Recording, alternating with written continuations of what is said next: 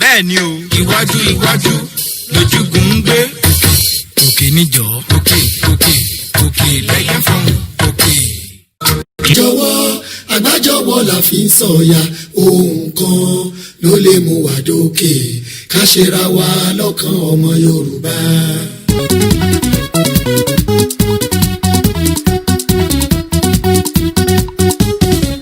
Ìṣọ̀kan ló lè mú wa délé lérè, àgbájọwọ́ la fi ń sọ̀yà, ohun kan ló lè mú wa dókè, ká ṣera wa lọ́kàn ọmọ Yorùbá. Ọmọ Yorùbá ẹsẹ̀ tí ilé kó, ìfẹ́ tí ṣọ̀kan ló yẹ wá, àìgbọ́ra ẹni yé kò yẹ láàrin wa, ká sowọ́pọ̀ kó lè dá. One voice ohùn kan, ká fẹnu kò síbì kan torí ilẹ̀ wa, tẹnu wa bá kò ohun gbogbo máa dẹ̀rùn, orílẹ̀-èdè Odùduwà ṣàlàfẹ́. Ìṣọ̀kan ló lè mú wa délé, ìṣọ̀kan ní àgbájọwọ́ la fi ń sọ ọ̀kan, ló lè mú wa dókè, ká ṣera wa lọ́kàn ọmọ Yorùbá.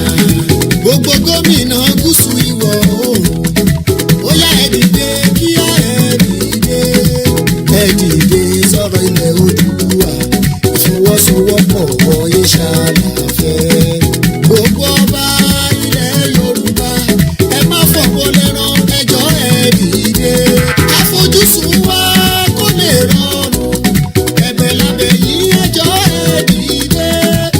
Ìṣọ̀kan lè mú wa délé lérè, àgbájọwọ́ la fi ń sọ̀yà, ohun kan lè mú wa dókè, ká ṣera wa lọ́kàn ọmọ Yorùbá. Gbogbo ọmọ Yorùbá pátá ẹjẹ́ àrònú, ká má ṣe jọ́ máa lè rárá ni mo sọ, àti rí bó ṣe ń lọ ẹjẹ́ ká dìde, fómìnira wa ilẹ̀ Oòduà, orílẹ̀-èdè Oòduà ṣáàlà ń bèrè, àsìkò ti tó ẹ dìde. Ìṣọ̀kan ló lè mú wa délé, bẹ́ẹ̀ni àgbájọwọ́ la fi ń sọ̀yà, ohun kan ló lè mú wa dókè, ká ṣera wa lọ́kàn ọmọ Yorùbá. Ọmọ Yorùbá nílé àti lókè òkun, ẹ dìde fórílẹ̀-èdè Oòduà, àti rí bí Nàìjíríà ṣe rí, ọjọ́ ọ̀la àwọn ọmọ wa jágbọ́dọ̀ wá lógún, láṣẹ ní ká dìde, ẹ dìde kálẹ̀ lórílẹ̀-èdè Oòduà kíákíá, sábà lórílẹ̀-èdè wa ọkàn wa balẹ̀, a ó máa jó mùkúlùkù kẹ́kẹ́.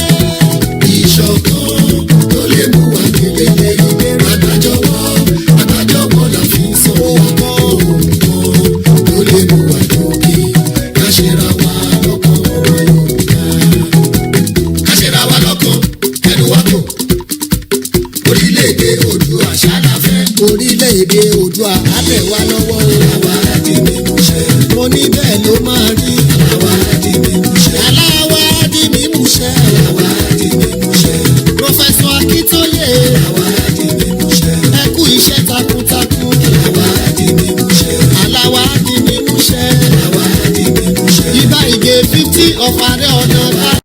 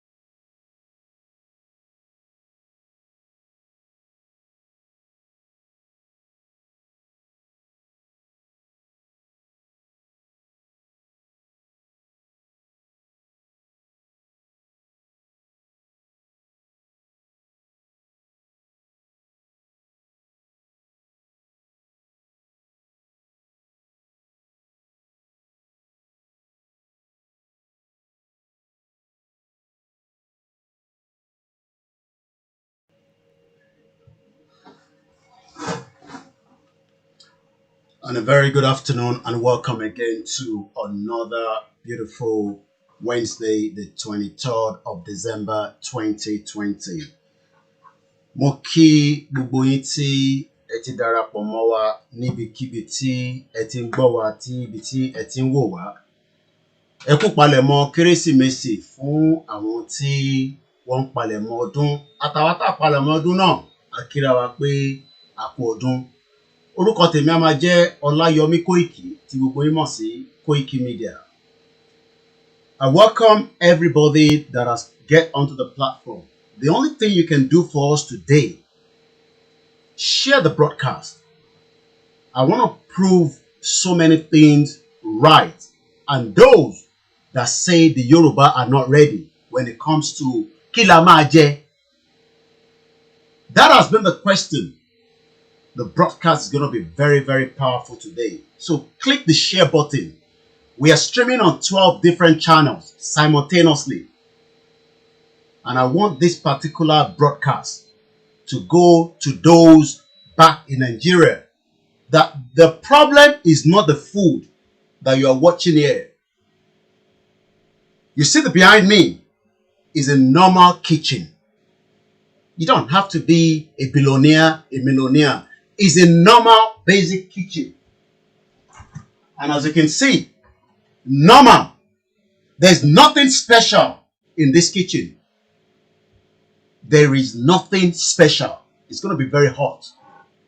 I welcome you once again to those of you that have joined us. I've just got somebody say there's no sound. I hope the sound is working.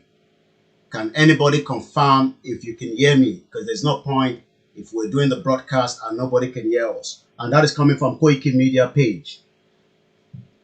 I hope everybody... It's going to be very, very hot. I'm going to tell you that food is not our problem when we have a nation that is working. That is the job of the broadcast throughout today. Farming, agriculture.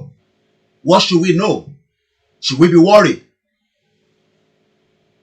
Is the sound coming out clearly before I start talking and nobody's hearing what I'm saying? Okay, on YouTube, I'm told the sound is very good. Eshigoni Mamawa Kairan. I'm told the sound is good, so maybe the individual might want to come out and go back in. All the way in Texas, the sound is very good on YouTube. Olayomi Koiki, the sound is very good. And we're streaming on 12 different channels. It's going to be very hot today. You will also have opportunity to call in during the show. But what we want to prove today is agriculture can be done in Southwest. It has been done before. It has been done before, and we can do it better.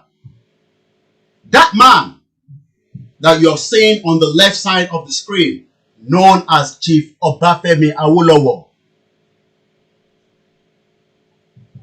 he gave us everything, not just education. He gave us what was going to benefit us as human beings. But we came with politicians that decided that food, look at that kitchen. It's just a normal kitchen. As you can see, this is a basic kitchen in any part of the world. What we call basic. Basic. There's nothing special in this kitchen. But to some of you watching in Nigeria, this is a big problem for you. Nítorí pé ebi ló ti fi pa yín kú. Ebi yẹn, ebi tí ó fẹ́ pa yín yẹn, òun là ń sọ fún yín pé Nigeria can never work. 60 years of misery. 60 years of making your life uncomfortable. My name is Olayomi Koiki. It's going to be very hot today. When you look at the kitchen, it's just the normal basic things that you should see. So that when your children wake up in the morning, all you need to do is come into the fridge and decide what you want to give them. Kí ni nǹkan tó fẹ́ fún wọn gan? Ṣé milk ló fẹ́ fún wọn mu ni? Àbí orí ń fọ́ ó máa lògùn? We're going to explain every details of everything in this kitchen. Because some of you do not understand that your politicians are your biggest enemy. Once again, I would like to thank my back-end team that we've been working very hard to present this particular show today. Some of you have said, come back home. We've been home before and we continue to come home.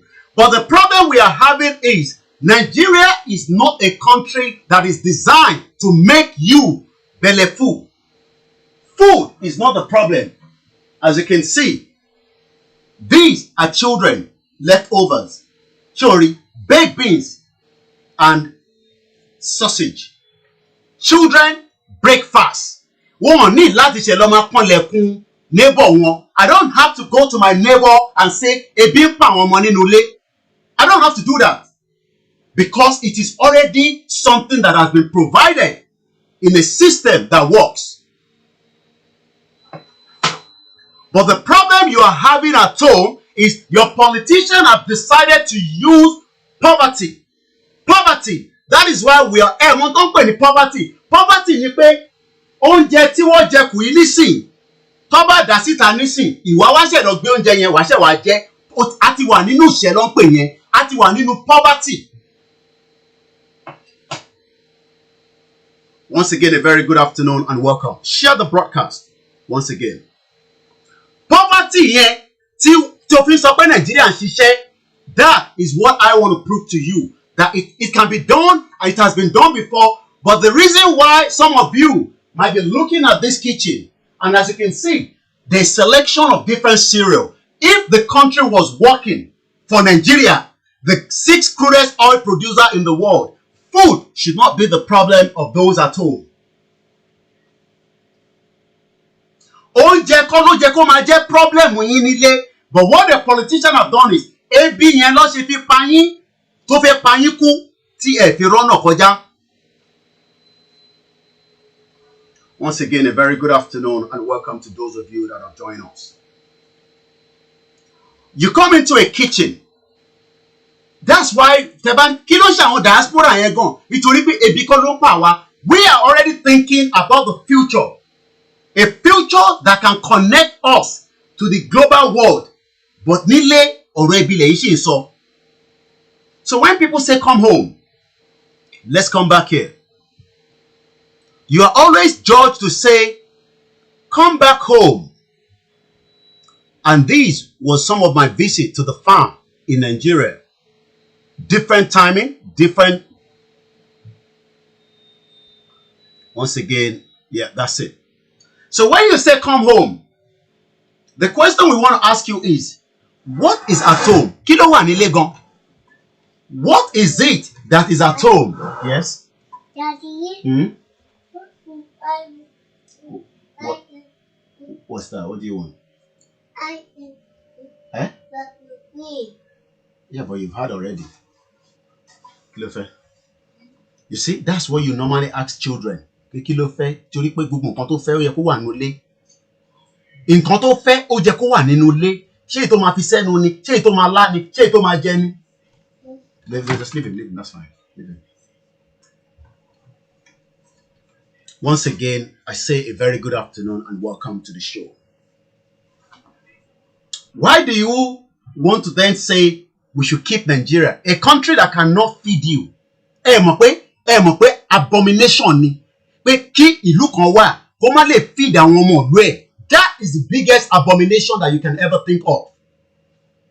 Kó rí fún ẹ nínú ilé nísìn, kó tẹ̀ tó pé ó máa pe ambulance, kó tẹ̀ ṣí fridge pé irú kí ló ń ṣọmọ yìí o? Ṣé ara ẹ̀ rọ̀ ni? Kó wá jáde, kó mú neurophene jáde. Ó ṣe need láti máa pe politician pé ọmọ mi ti sick nínú ilé torí pé ó yẹ kó wà nínú fridge ni. Because this is basic.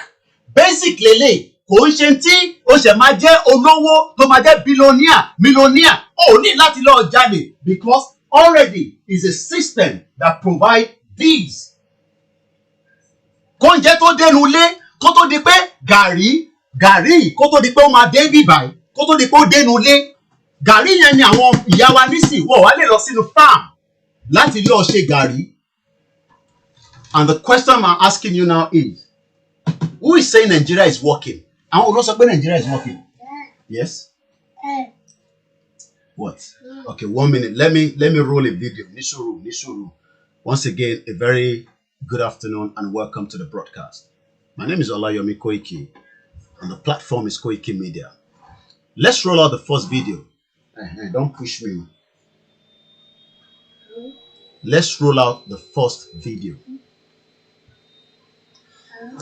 Let's prepare the first video. Once again, thank you very much to my back end team. 1 minute. This is what we expect of a normal farm. In 2050, then the next 40 years, we need to produce the same amount of food as we did over the last 8,000 years. And that gives a little bit an indication of the pressure on the food system.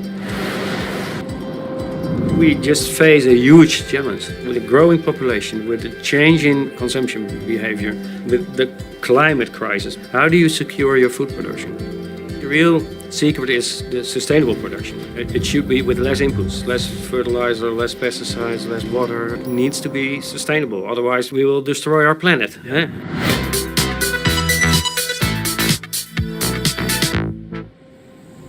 The security of the food system is one of the world's most pressing challenges. But the story of how this small country became an unexpected food superpower might just have some answers for how we tackle it. Consider this. If everyone on Earth ate the diet of the average American, that would require all the habitable land to be used for agriculture, and we'd still be 38% short. And that's right now. What do we do when there are 2 billion more people? Well, the key is more exciting than it sounds, and that's efficiency. Basically, how do we produce a lot more on the land we're already using and do it using a lot fewer natural resources? When it comes to sustainable agriculture, one country has seemed to crack the code. Bolstered by a national commitment to produce twice the amount of food with half the resources, the Netherlands has become the world's #2 food exporter. There was a very close collaboration between the government, science organizations and the industry. And they started out of a common interest. So they say, okay, we want to go for sustainable production, but everybody was aligned.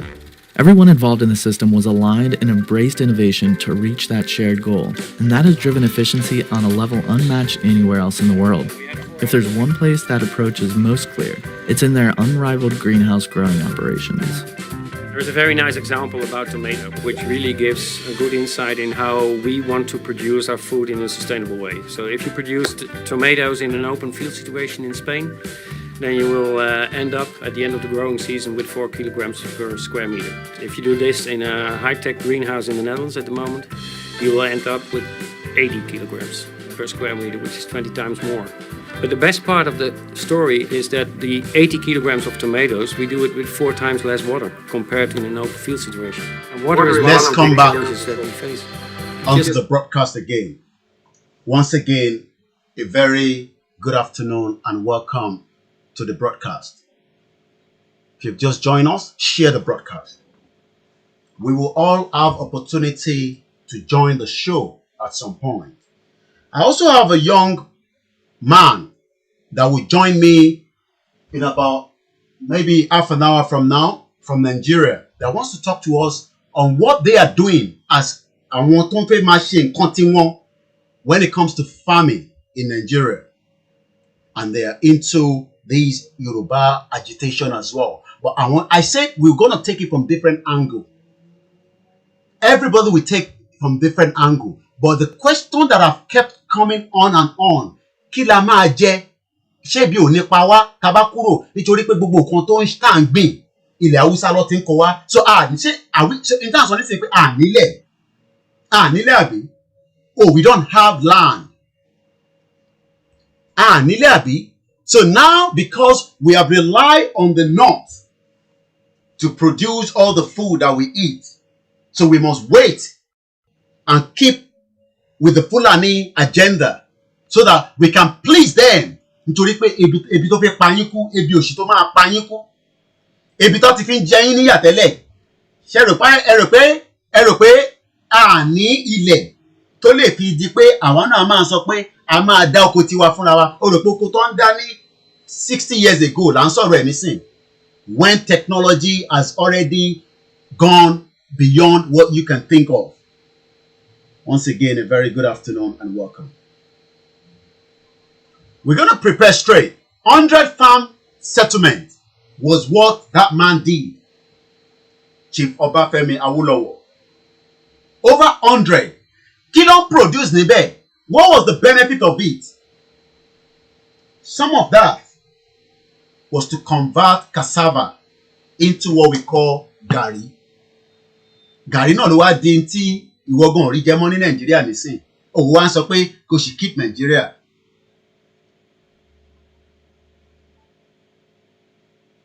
You thought food is the problem here. Food should be the most basic things of life. But they've denied you food. They've denied you security. They've denied you healthcare, education. Those 4 things, that country have denied you for a very long time. Yes, sit down. And we are saying enough is enough now. Let us come out of Nigeria peacefully. Peacefully. All right. We're giving priority because there's a call coming directly from Nigeria. And to buy them up, please, about mute the background. The bank call another device. Hello, caller. Hello, sir. Please.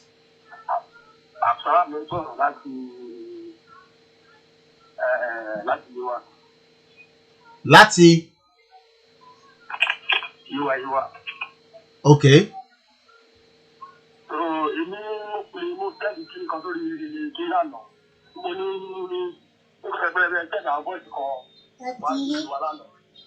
I wà lórí ètò nísìn, so a máa ní láti pè yín later because mo wà lórí broadcast nísìn. Okay, àmọ́ mọ̀ pé ẹ dá sétò ní, so yìí tẹ́ fẹ́ sọ yẹn máa sọ yẹn private nìyẹn. Yìí tẹ́ fẹ́ dá sétò ní kẹsọ ẹ̀ kí ní láti máa lọ sí private conversation there. Àárọ̀ yìí tẹ́ gbọ́ mi. À ń gbọ́ yín. Ní àárọ̀ mo wà ní mo jókòó síwájú ta torí ọ̀dọ̀ mi súnmọ́ Dangote. So mo ṣe ní àwọn tó ń láàrin ìyẹn lọ́dọ̀ ara wọn. Dábìlì lọ́ọ̀ sí méjì lọ́dọ̀ lójú ara wọn. Láàárọ̀ yìí. So mo dàbí ọwọ́ àwọn ọ̀ṣọ́ ìdílànté gọ́rùn. Ọ̀dọ̀ ọ̀ṣọ́ ìdílànté bá wà àwọn bèrè tó ń ṣe ìdílànté ti pé àwọn fúlà náà ń ṣe ìdílànté. So wọ́n ṣe ìdílànté kẹ̀. Pẹ̀lú ẹni náà wo fún ẹgbẹ́ ìgbà àwọn èèyàn mọ́tò àwọn ìjọba náà lò ó. Wọ́n tún wá mọ́tò ètò ìpẹ̀lú kan ni. Wọ́n ló sọ àwọn lọ́nà kọjá lọ́pọ̀ lọ́nà Dangote náà pọ̀ lọ́nà lọ́pọ̀ fún ìwà ẹ̀. So wọ́n ní nǹkan fẹ́ sọ pé nífún ọ̀dọ́ ẹgbọ́n fún agbọ́gbọ́ táyà kan lẹ̀. Àmọ́ ànáwọ̀sì ìrọ̀lẹ́. Ìrọ̀lẹ́ Dangote ẹni balógun ó súnmọ́ Dangote dára. Àmọ́ ànáwọ̀sì àwọn ọlọ́mọ àwọn olóńgbò lọ́pọ̀ àwọn ìrọ̀lẹ́. Ẹni tó sábà ti rí nínú àdàmàdé wọn pa ni. Okay. Ẹ ṣe gan. Ẹ ṣe.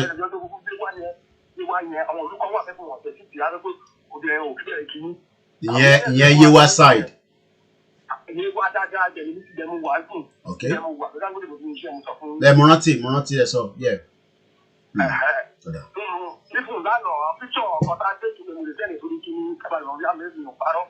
Okay.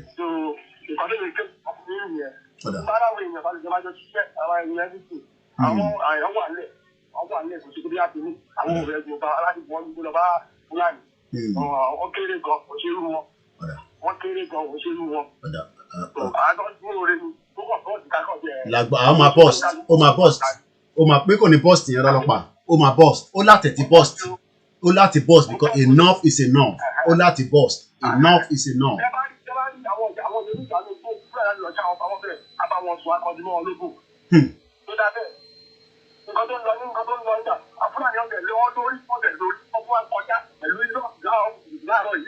Àwọn náà tún wá ń ṣe vigilante ara wọn nínú ilẹ̀ káàárọ̀ òjíire.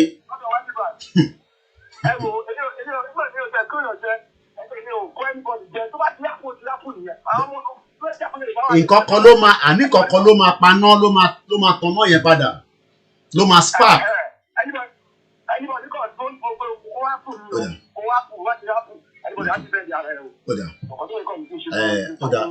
Okay, àsọ̀rọ̀ ìgé lẹ́yìn ètò ẹ ṣé gan ni ṣẹ̀gbọ́n kan tó sọ Fúlàní ti wá di pé àwọn náà tún wá ti ní vigilante. Look, you might think all these are not happening. Lánàá, yesterday, some team of the Yoruba Oduduwa agitation wọ́n rìnrìn àjò kan lánàá. Ṣẹ́rí ìrìn àjò tó ń rìn lánàá yẹn, I'm sure some of you have saw it on our timeline, and I can also confirm that yesterday we did say that we have our team that traveled all the way from Kwara State yesterday. Àwọn kan wá láti Kwara, àwọn kan lọ láti Ọ̀ṣun, adẹ̀gbẹ́ àwọn kan láti Ìjẹ̀bú-Òde tí wọ́n lọ bá bàbá wa Chief Sunday Igboho on a courtesy visit lánàá. Lẹ́ẹ̀kan sí ẹ jẹ́ kí n tún fi opportunity yìí láti fi sọ fún gbogbo alágbára tó wà nílẹ̀ káàárọ̀ òjíire lọ́kùnrin ni lọ́mọdé ni lágbàlagbà ni ẹ jọ̀ọ́ àpá yín rẹ́ gbogbo bíkíbi tẹ́ bá wà ẹ bá wa kàn ẹ kàn sí wa à ń bẹ̀ yín ni gbogbo alágbára tó jẹ́ tọkùnrin tọbìnrin lárúgbó lágbàlagbà nílẹ̀ káàárọ̀ òjíire à ń bẹ̀ yín ni níbikíbi tẹ́ bá wà ẹ sọ bí tẹ́ wà à ń rán àwọn èèyàn kó wá yẹ yín sí kó wá bá yín sódà ká lè bá mọ̀ yín nítorí pé a mọ̀ yín àmọ́ ẹ̀yin mọ̀ra yín lẹ́ẹ̀kan sí ẹni tó bá mọ̀ wọ́n ẹ bá wa sọ fún wọn pé KOIKIMEDIA ní gbogbo àwọn tó bá jẹ́ alágbára gbogbo àwọn tó jẹ́ alágbára ilẹ̀ káàárọ̀ òjíire níbikíbi tó bá wà a fẹ́ mọ̀ wọ́n ẹ jẹ́ ká mọ̀ wọ́n ẹ connect wa mọ́ wọn torí pé a ní àwọn alágbára tó pọ̀ tó dákẹ́ tó mẹ́lò tó ń wò kọ́ mọ̀ máa wá rò pé à ń fojú pa wọ́n rẹ́ àmọ́ torí pé tá a bá mọ̀ yín ó ṣeé ṣe bẹ́ẹ̀ tẹ̀ fi jẹ́ ká dárúkọ yín ẹ jẹ́ ká rán àwọn èèyàn kó wá bá yín ẹ jẹ́ ká rán àwọn èèyàn kó wá kí yín sílé ẹ kàn sí wa ẹni tó bá mọ̀ wọ́n mo dúpẹ́ lọ́wọ́ bàbá wa kan ní Germany wọ́n ti connect wa mọ́ èèyàn kan à ní láti dárúkọ ẹ̀ láìpẹ́ láì jìnà orítọ̀hún á kàn sí àníṣe a máa lọ pé à ní lọ yẹn irọ́ nìyẹn a máa lọ ẹni bá sọ pé à ní lọ òun ni à ní dé bá lẹ́ẹ̀kan má tì mí o once again a very good afternoon and welcome to those of you that have joined us on different platforms that you're watching us today. We are talking about agriculture today. Our focus is agriculture. And then what we're going to do now, we're going to present you some of what took place when it comes to those that went out yesterday. Ẹ jẹ́ ká gbọ́ lára nǹkan tó bá bọ̀. These videos that I'm about to play now, all these took place yesterday in location 419. nation, you tell me what be. Mayor, so touch, now bye. So touch is here. So I say that.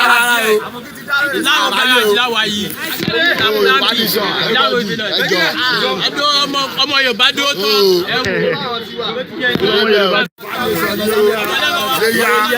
Yoruba nation, you tell me what be.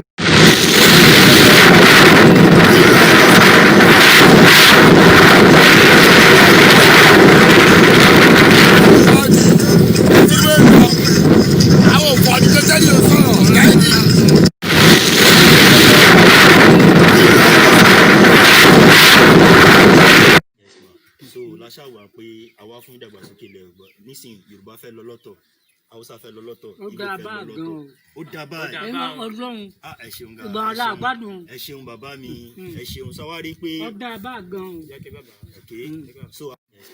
so láṣàwà pé àwa fún ìdàgbàsókè ilẹ̀ Yorùbá nísìnyí Yorùbá fẹ́ lọ lọ́tọ̀ Haúsá fẹ́ lọ lọ́tọ̀ ó dá bá gan ó dá báyìí Ọlọ́run ẹ ṣeun gan a padà wá sí orí fídíò yẹn ẹ ṣeun sáwárí pé ó dá bá gan ẹ jẹ́ a padà sórí fídíò yẹn now kọ́mọ nínú ilé kó sọ pé òun fẹ́ jẹ apple kẹrí kó náà fẹ́ jẹ apple kó wọnú kitchen kó má sọrí bó ṣe ń dún nítorí pé àìtí gbélé lọ́wọ́ tá a bá gbélé lọ́wọ́ nísìn adákẹ́ apple inú fridge ló wà ó ní láti ṣe pé politician yẹn tó bá ti wá sínú fridge wàá wá yọ apple yẹn wàá ṣàn wàá wá mú lọ́mọ lọ́wọ́ á wá dákẹ́ kí ló ṣẹlẹ̀ kí ló ṣe yes òun nìyẹn yeah sit down okay kí n yọ àwọn sídà rẹ̀ ẹ̀rọ pọ́nmọdé ò gbọ́n àníṣe ìní afẹ́ proof yín pé ebi òṣì tó fẹ́ pa yín kú yẹn ebi tó fẹ́ pa yín yẹn òun la ṣe sọ pé ebi yẹn ti ń pa yín bọ̀ tẹ́lẹ̀ but we have everything it takes to have a farm that can work à ń sọ farming tí wọ́n fi ń ṣe olè 419 ní Nàìjíríà o à ń sọ farming tó máa ṣiṣẹ́ tí apple máa wà nínú ilé tí banana máa wà nínú ilé olúkakú ló ní fruit tó máa ń jẹ but Nigeria can never work. This is a basic kitchen la fi ń ṣe demonstration lẹ́nu ẹ ṣe sùúrù. Once again, a very good afternoon and welcome to the broadcast. Yes, sit down. I'll take your apple. Let's take this one off as well. Ebi tó fẹ́ pa yín kú yẹn tí politician ti fi ebi wọ́n ti fi ṣe gbogbo wa léṣe and now nobody can think straight anymore. Let's come back to the video. Táwọn wò lọ lẹ́ẹ̀kan. Once again, a very good afternoon and welcome to everyone that have joined us. This was part of what engagement took place yesterday. Ẹ dàgbọ́n kan tán sọ. so láṣàwà pé àwa fún ìdàgbàsókè ilẹ̀ Yorùbá nísìnyí Yorùbá fẹ́ lọ lọ́tọ̀ Haúsá fẹ́ lọ lọ́tọ̀ ó dá bá gan ó dá báyìí Ọlọ́run ẹ ṣeun gan ìgbà ọlá àgbàdùn ẹ ṣeun bàbá mi ẹ ṣeun sáwárí pé ó dá bá gan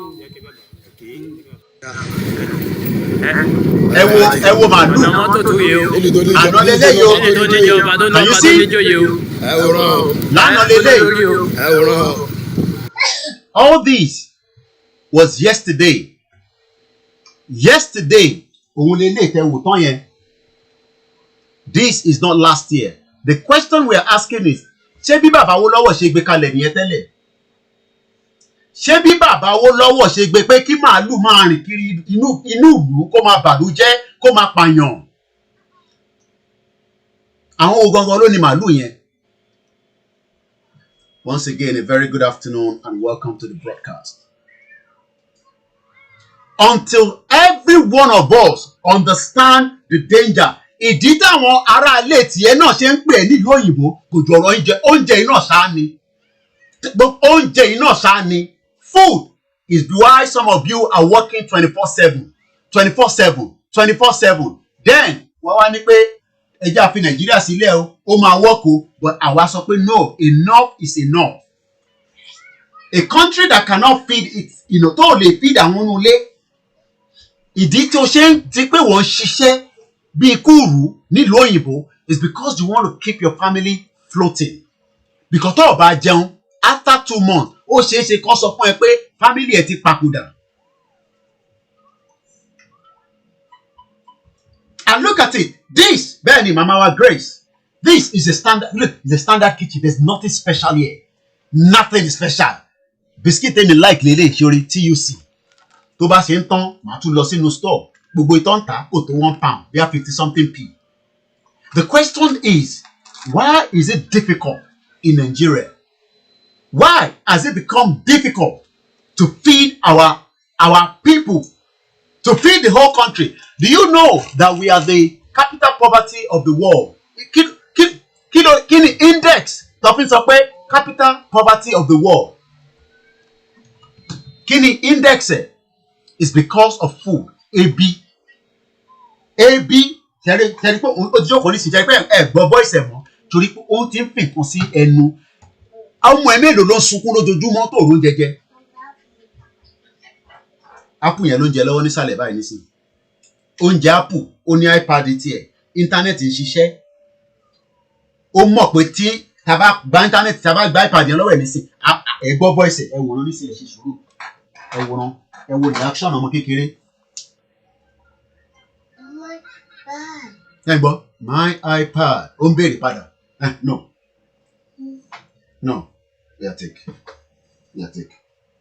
Take it. Ìbéèrè tí mo á ń bi gbogbo yín nísìnyí ni pé, don't you want a life like that? Oh, you are still waiting for that senator. Ó fẹ́ máa ṣe boy senator. Ó fẹ́ máa di ọmọ ní mọ́tò. But ọmọ ní mọ́tò tó ń ṣe onímọ́tò náà ní bíbá bus driver. Ó ní gbogbo basic tini nínú ilé nítorí pé is well taken care of. My question now is, should we continue with these animals? Because these are animals. Look at them. Animals. Did you see? These are animals.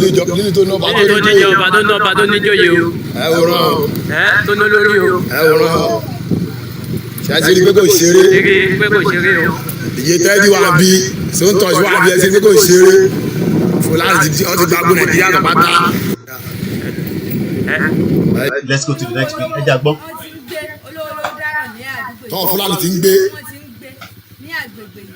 tọ́ gba 9 million. 5 million lọ́wọ́ wọn. Náà Fúlàní náà. Ó sì kọjá gbogbo àwọn àgbègbè inú igbó ògbó náà ń fi wọ́n sí. Ó ń di wàhálà tó ń di kinní. Ó dìgbà tó bá gbà wọ́n ní kó lọ gbówó yẹn sínú igbó. Àwọn Fúlàní. Àwọn olówó wọ́n ti ń gbé olówó dáràn ní àdúgbò yìí. Tọ́ Fúlàní ti ń gbé. Wọ́n ti ń gbé ní àgbègbè yìí.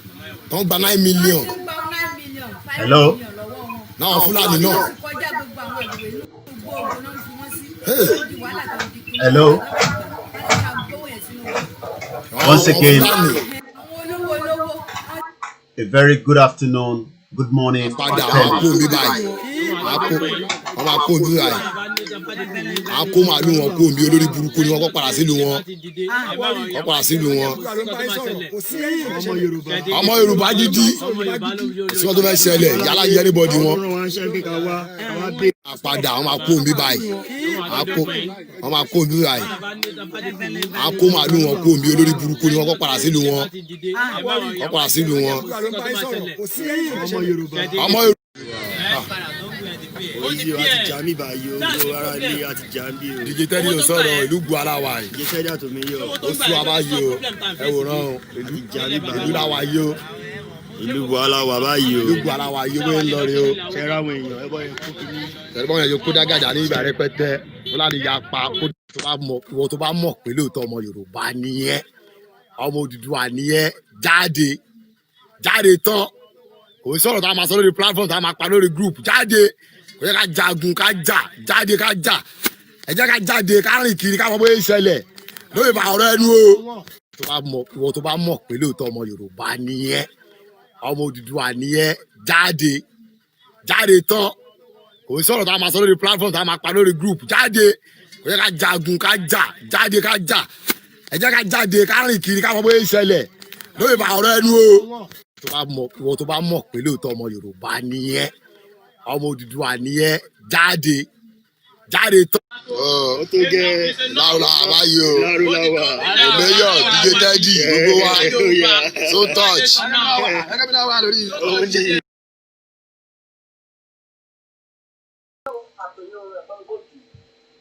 Mo gbọ́. Oh, láti yé wa, ok, mo gbọ́. Nǹkan tí àwọn èèyàn wá tẹ̀gbọ́. Mo ń gbọ́. Àwọn ẹlòmíì mọ̀ nínú bàbá lọ. Àwọn ẹlòmíì wọn àwẹ́rẹ́ tó ti tò. Wọ́n ti tò. Àwọn olùkọ́ wà pé nǹkan aládé, nǹkan òkòtò, ìjọ ohun, ìjàlẹ̀ kéjì, ẹ̀ǹkan tata, ẹ̀kọ́. Àwọn ọdún yẹn èèyàn ní láti wá bí a ti tó bí a ti tó bí ìrọ̀jẹ́ mẹ́ta. Kíyàn lọ síbẹ̀. Kó má sùn wọn. Kó má sùn wọn. Ó sún wọn jí kí gan, wọ́n lè láti lọ. Ẹgbẹ́ ìlú lágbára kan láti dìjà, wọ́n lágbára láti dìjà. Ẹ wo. Káwọn lọ ṣe kọ́ báyìí, ìjọba máa ń fún àwọn, káwọn lọ ṣe kọ́ báyìí, ìjọba máa ń fún àwọn. Ìwọ́n ti tún báyìí lọ́rọ̀ láti sàmì. Àwọn ọmọ ogun ṣe kìí ní. Àgbọ̀yé. Ọmọ tó tàbí. Ọ̀nà ìtàn láti síta láti fi paramẹ́tì ìgbésí ní kí o lè ṣe láti dàtí French tí mo bá ṣe òkè awareness. Ní ìṣòro ọkọ̀ tọ̀pù wọ́n ti tèmi padà ìṣe mẹ́ríkà lánàá. So ọkọ̀ tó ní ìkan náà fún wa láti inú ilé ní ẹ̀fẹ́ máa fi ṣe àwọn ẹni tó bá yẹn ní máa fi tó nílé. So àwọn èèyàn ká àwọn ọba awareness lọ níjà àwọn kọ́fẹ́ lọ ó ti sú wọn. Ó ti sú wọn. Níjà wò àwọn Fúlàní wọn lọ ọkọ̀ lọ ń bọ̀. So ọtí wá ti dánmọ òlú báyìí. Okay. Ọ̀pọ̀ bí. Gbogbo wọn la máa lé dànù.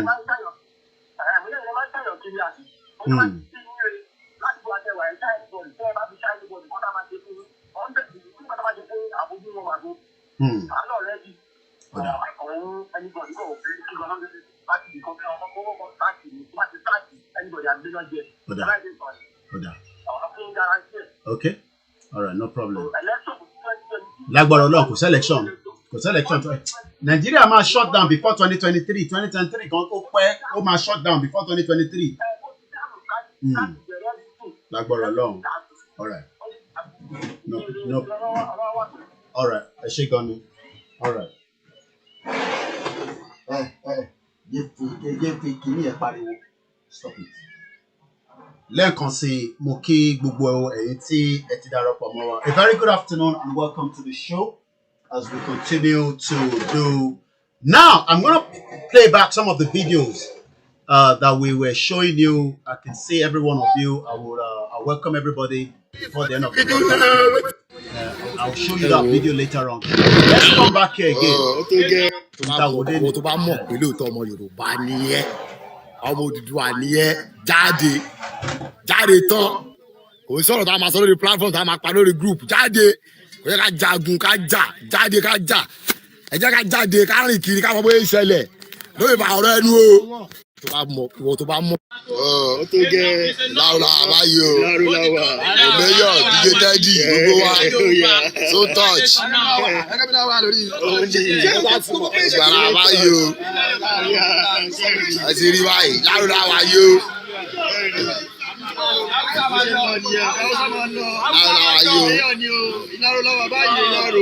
Báyìí. Owó ni yó. Àdìkò lọ́jọ́ dàn báyìí o. Abúlé tà lọ ọ̀nà jíjìnà gbọ́kadà lọ báyìí o. Kẹ́lẹ̀ rí bọ́ Fúlàní kọ́tọ́ ṣe gbogbo báyé lọ lọ́nà báyìí. Màálù ni wọ́n tẹ màálù kiri ọ̀nà kan fi blọ́ọ̀kì ọ̀nà. Ọlọ́run tẹ̀sí yọ àgọ́ tá àṣubú nínú eruku. Ẹ wo náà ṣe rí o. Ẹ wo location fáwọn àtàwà. Ẹ wo bọ́nà ṣe rí. Tọ́jà kó gbogbo nǹkan ànímọ́ni wa. A lè dàbẹ́ rọ́rọ́ síbẹ̀. Sóye yìí, ọmọ Yorùbá tó wá gbàbọ̀dẹ̀ fún ọlọ́wọ́ tàdé yìí. Òun bá pàdánù ni. Sóye yìí, ẹni bò tó gbàbọ̀dẹ̀ fún máa pàdánù lẹ́sẹ̀kẹsẹ̀ ni. Lọ́wọ́ tàwa yìí. Ìtọ́wọ̀ èèyàn bí sọ́fà tó dín àtò, ó tọ́. Tó ní iye yìí òun ni. Ẹ wò ó yóò padà kó báyìí. Ẹ wọ̀ lórílẹ̀-èdè yìí. Àwọn alókèjà fáwọn náà ẹ wò. Àwọn mẹ́yọ̀ ṣe kúrẹ́ yìí báyìí. Àlùgbọ̀n mẹ́yọ̀ pọ̀, ó wà lórí. Ẹ wo bí táwọn ọ̀nà náà jíjí báyìí. Tí ń gbẹ́ ti ṣẹlẹ̀.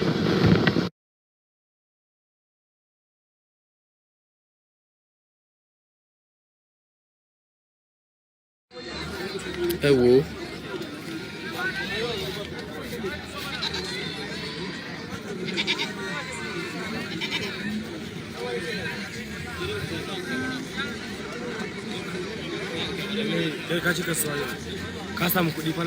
Ina samu. Ba kana gani ba. Kudi ma muke samu yanzu.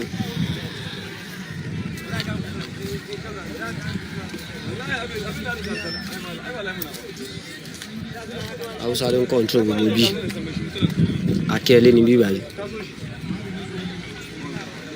Akele ní Ọ̀yọ́ state. Kódà Yorùbá tó wà níbẹ̀ ayé kò tiẹ̀ tó nǹkan rárá. Níbi ìwà àwọn làwọn ní Nàìjíríà. Kọ́lọ́wọ́ ṣàánú wa.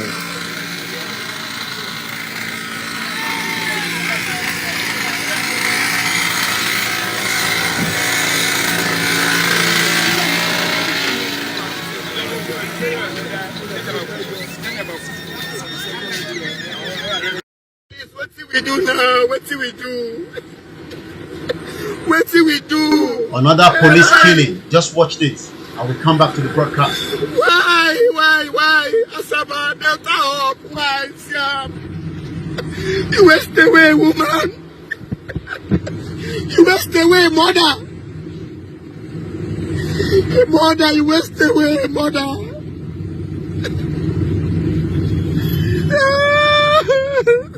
Why? Why, police? Nigeria police, why?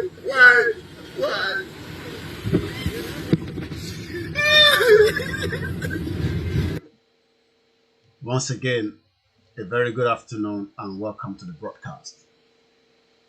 A lot of people have asked, Taba Daduro, Kila Mama Je, Yebi Kotafe Maje na lele. That's what the concern of so many people. Ṣé a ní capacity láti dá dúró? Do we have the strength to stand on our own, knowing that every food is coming from the north? Tomato, name it. Everything is coming from the north. Tomato, abibeko, but this one is not coming from the north. Let me see where this one is coming from. Maybe they will tell me. No indication. But this is grown, I guess, in UK. Ṣé ebi tomato yẹn náà kọ́ ló fẹ́ pa yín ní sí àbí? Tomato àbí? The question now is, do we have the land láti gbé ilé fúnra wa? Ǹjẹ́ a ní ilẹ̀? No, ẹ̀gbọ́n bí gbogbo wa nísìn, ṣé a ní ilẹ̀? Tá bá wá tẹ̀ gbìn tán, ǹjẹ́ a lè preserve ẹ̀ fún export? No, lẹ́yìn ìgbà táwa bá ti jẹun tá bá yó tán. Nítorí pé tomato, ṣé mọ̀ pé tó bá wọnú fridge nísìn, right? Because demonstration la fẹ́ ṣe lé ìlú tó pọ̀. Now, àwọn ìyá wa, àwọn màmá wa tó ń ṣe omi ọbẹ̀, kò sígbà tí ẹ ní nídìí tomato nítorí pé gbogbo gbàdá ń jẹ omi ọbẹ̀. That is part of our culture. I like kí nǹkan ẹlòmíì swallow, ẹlòmíì kò fi jẹ rice, ẹlòmíì kò fi jẹ bread. Now the question is it difficult to grow this tomato where you will get a ripe tomato? Do we have the fertile land? But tó bá tẹ̀ wá di pé abáwá tẹ̀ wá gbin tomato tó ṣe ń ṣe ní Nàìjíríà nísìn. Ṣé tomato tó ń kó bọ̀ láti north tí òun ti pa tó ti lá kó tó di pé ó máa dé sàlẹ̀? Do you know pé tó bá yẹ pé Nigeria was working? Ṣé mọ̀ pé ó yẹ kó convert tomato yẹn? Ó yẹ kó sọ di òun lọ́mọ yẹn fi ń ṣeré látẹ̀ nǹkan ó sọ di bọ́ọ̀lù. Do you see that this is what they should have convert this tomato? Kó tó di pé ó máa dé kitchen. Kó tó di pé ó máa dé kitchen tẹ́mi máa sọ di omi ọbẹ̀ tí wọ́n máa fi ẹran sí. Ìtorí ẹran màálù tẹ́ máa jẹ òun náà la fi wọ̀nyí yẹn. Asu, ègúnfe, a lè ṣe gbogbo yẹn. But we have over 100 farm settlement ní ìgbà ayé bàbá yẹn. Bàbá tẹ̀ ń wò yẹn tó wọ glasses. Kò ń ṣe 419 vice president o. That one is a 419. Pastor Ruga. Òun ṣe àní mo sọ. Now, let's put this back here. My question now is, if Nigeria was working, this tomato, if truly the food is coming from the north, because you don't go ní sàlẹ̀ ní south yẹn, ó ti di ẹrẹ̀. Ẹ̀mọ̀ tó ń pè ní ẹrẹ̀. Kó tó dé nínú òrùn, tó ń laná, tó ń gbóná. If we have a system that is working, ó yẹ kó máa kó tomato yẹn, tó bá yẹ pé Nigeria ń ṣiṣẹ́, all the way from the north in a refrigerated train, tó dẹ̀ máa drop ẹ̀ sí Lagos, á drop ẹ̀ sí Enugu, but we have the land as well. Need láti máa yọra wa lẹ́nu nítorí pé a ní ilẹ̀ yẹn, and I can prove that because I've been able to even visit myself. Let's go back into these images again. Now, I want to show you this. Gbogbo letani spread across southwest. We are not making use of it because the system is not working. This was Ilaro. Even before I play the video, let me roll the video. Let me roll it a little bit. Ilaro, Nigeria. Ilaro, for those of you. And this was October 29, 2017. I'm going to, because I've already left it open for some time. That's it. Now, yes. Good afternoon. My question and now welcome is, let me hear my voice a little bit, and I'm going to mute it. Live I all the way from this video. Ilaro, Nigeria. This is a vast amount of land. Ilaro, for those of you Let's hear that that probably have not heard about Ilaro before. Ilaro is just in Ogun State, and it's one of the very notable area of Ogun State as well. So it's a courtesy visit to my family down here as well, and also to be able to showcase to the wide. Now look at the land, look at the environment, look at the fertile land. Understand, and a lot of people keep saying, now, ìbéèrè tí wọ́n béèrè ni pé àwọn wo ló ní ilẹ̀ yìí? Ṣé Hausa ló ní ilẹ̀ yìí ni àbí Igbo ló ní àbí Middle Belt? Ìlàró ṣá inú Ogun State ní Ìlàró wà. Ṣé eléyìí sì kò ń ṣe ilẹ̀ ó lè gbin tomato? The right for the government to Ṣé kò ń ṣe make ilẹ̀ sure tí a lè they are fi being gbin well taken care of a lè fi gbin iṣu? from infrastructure. I am which asking. I'm sure a lot of you Mo ń béèrè ni. looking at the view. Let me pause the audio. Now, I am asking every one of us, do we have the land? Do we have the fertile land to enable us to have these grown? Ṣé gbogbo ibi tẹ́ ń wò yẹn nísìn? Ká tẹ̀ sọ pé kò fẹ́ feed everybody. Pé kò lè feed the whole Nigeria, I mean the whole southwest. At least as she feed gbogbo agbègbè yẹn, they will still be able to eat 3 square meals. And they can be able to go into the kitchen just like this basic kitchen without having any trouble. Now, do you know? Let me show you. In there you mọ̀ pé when you now have a tomato, tó bá wá di kó bá pọ̀, tí tomato bá pọ̀, wọ́n máa sọ di tin nítorí pé àwọn aráàlú àwa máa tà yẹn jáde kò tí wá ní jẹ́ nǹkan máa jẹ mọ́, àwa lè máa jẹ fresh. But fún àǹfààní àwọn ìlú bí àwọn ìlú báyìí tí wọn ò ní ilẹ̀ ní ìlú yìí. Israel wọn ò ní ilẹ̀ àmọ́ wọ́n ń gbin nǹkan tó fi ń jẹun, tó fi ń tẹ́kẹ̀ àwọn ọmọ wọn, tó fi ń tẹ́kẹ̀ àwọn aráàta. Náà tó bá wá di púpọ̀ báyìí, ṣọmọ tó máa wá ṣe, a máa sọ di packaging. Tá a bá wá sọ di packaging, a máa export ẹ̀. Kò ń ṣe 419 tí vice president sọ fún yín o. Tó sọ pé Apapa will be clear of gridlock. A lè máa export the good. Nigeria, kí ló òyìnbó tó máa ń lò yẹn? Somebody remind me again. Kí ni òyìnbó tó máa ń lò? Those kind of English that your vice president always say, business kìíní kan. Nigeria is now good for business. Who is lying to you? Nigeria is not going to be good for any shit or business. When you have a system that is working. Now, remember, we are talking about tomato now. This is one product because this is something that we use all the time. Now, we will now be able to have them in large quantity for export. Tó bá wá di export, ta ló máa gbowó yẹn? Farmer máa make owó, aráàlú á máa ríṣẹ́ ṣe. The reason why look at all this land empty. Wọ́n rí nǹkan ṣe lórí ẹ̀. It is all empty because Governor Dapo Abiodun does not have interest in these people at all. Your governor, this is Ogun State, does not have any interest at all. And now look at it. From tomato, from the farm, it becomes something like this. Before koto de kitchen, àwa tá wá wà níta àbí ìlú tá máa tà fún, àwa la máa wá ṣe wàhálà lọ sínú store láti lọ rà wá sínú ilé. Once again, a very good afternoon and welcome to the broadcast. So when people say, Kini Yoruba ma je? My question is, what kind of stupid question is that? Pekila ma je? What are we going to be eating? What do you mean pekila ma je?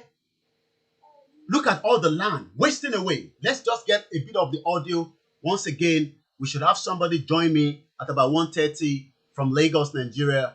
And let me engage. I think while I was going, I did engage quite a lot of humanity people. But look at it. Things, look at all the land. See people, so as you can see, wow, it's quite a bit shady here. The sun, the weather is very hot. This is Ilaro in 2017. Some might say, but October. It's in the rural area. What does that got to do with infrastructure to be brought now, down if to this people land living in is this part not of turned the into world, where our people can have better life, so this kitchen now becomes like a problem for them. One man will kitchen back and say, one badu in London. No, but politicians don't make life very difficult for every one of you. So we will not be able to tell you when. So what am I trying to say today? Until we leave Nigeria, we will not have a better life like this. Just to showcase what it is like. I'm going to pause that. I want to bring us down to here. Now, let me see if my guests have not coming through. So I'm going to come straight into this next video. Let's watch this as well. Once again, a very good afternoon.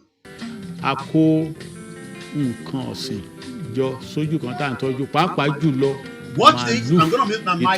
This was what Chief Obafemi Awolowo set up. That should have picked everybody in Southwest and our neighboring country. Let's watch it together.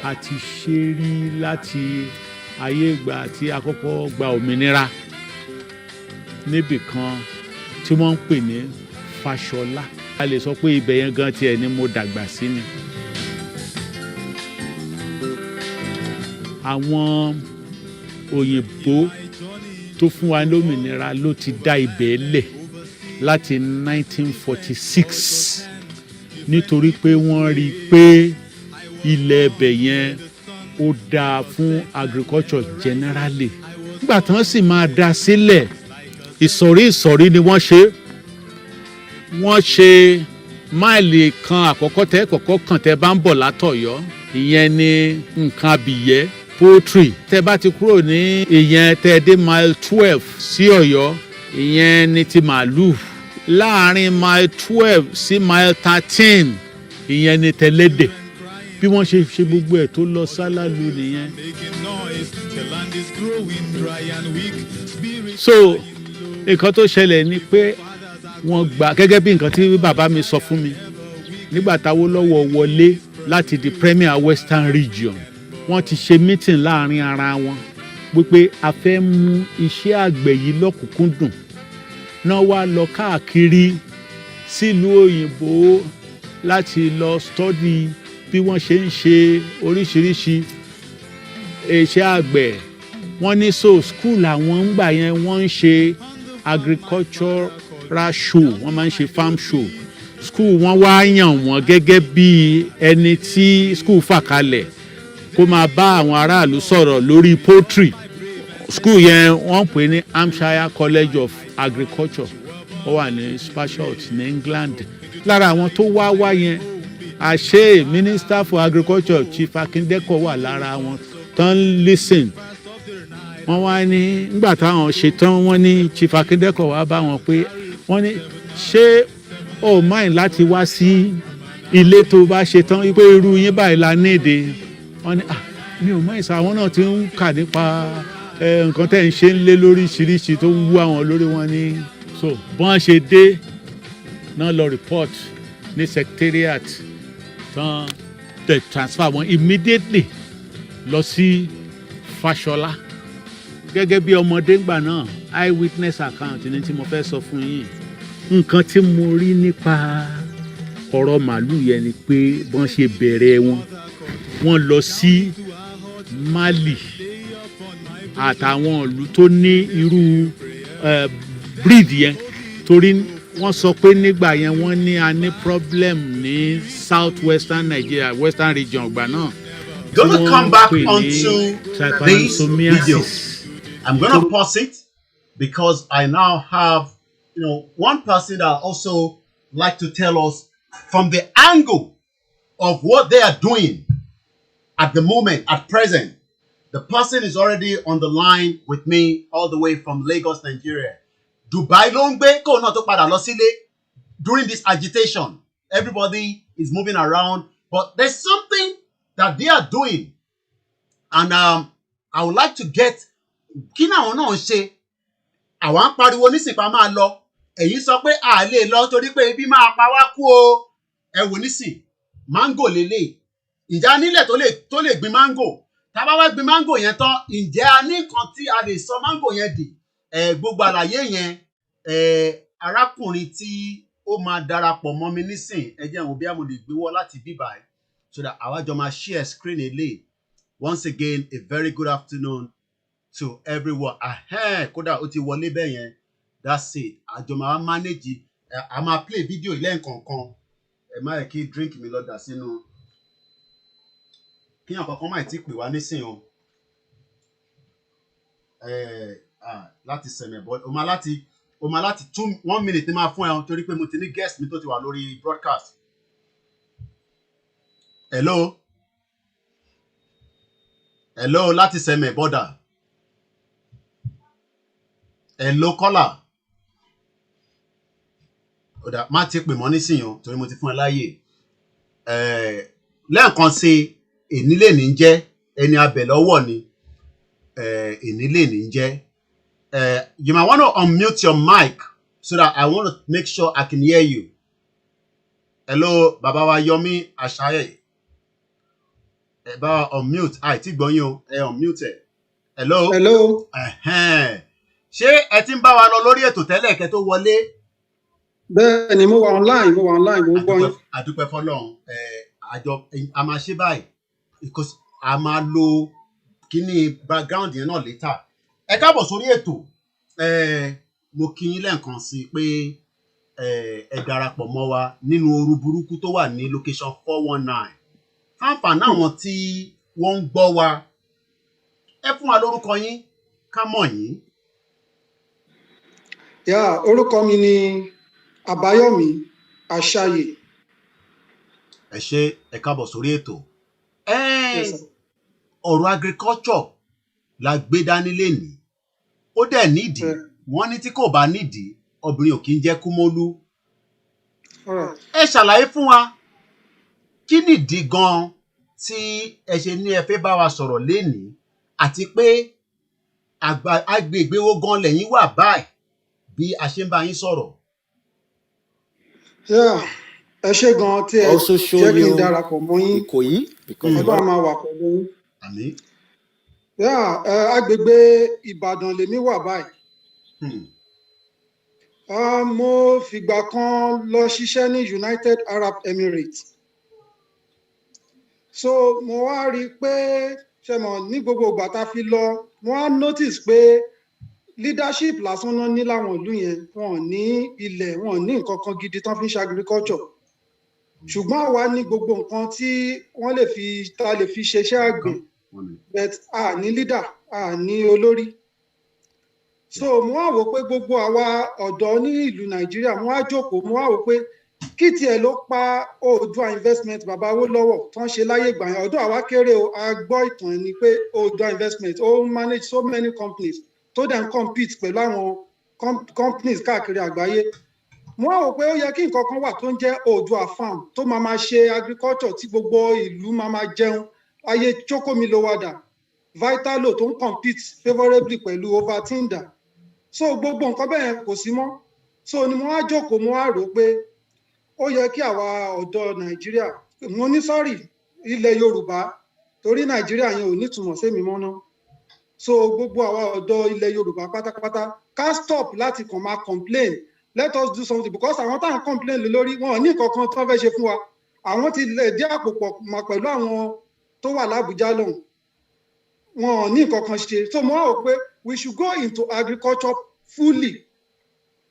Then agriculture ta fẹ́ lọ kì í ṣe pé nǹkan ta kàn fẹ́ fẹnu ṣe agriculture. We want to go into very extensive farming tó jẹ́ pé gbogbo ilẹ̀ Yorùbá ló máa ní ló máa bẹ̀rẹ̀ sí ṣe gbogbo agriculture yìí. Ẹ máa wo tomato wá láti ilẹ̀ Haúsá, àlùbọ́sà wá láti bẹ̀, màálù tá ń jẹ, ẹran tá ń jẹ wá láti bẹ̀, watermelon wá láti atarodo, ṣọ̀m̀bọ̀, gbogbo ẹ̀ wá láti bẹ̀. Ẹ jọ kí ló wá kù fún wa? Tá bá sọ pé a fẹ́ dá dúró ní ọmọ Yorùbá, kí wá ní a fẹ́ fi dá dúró gan, because I give them just 6 months. Tá bá sọ pé wọ́n ti kọ́lọ̀ máa jà rí kógún bẹ̀rẹ̀ lẹ́yìn.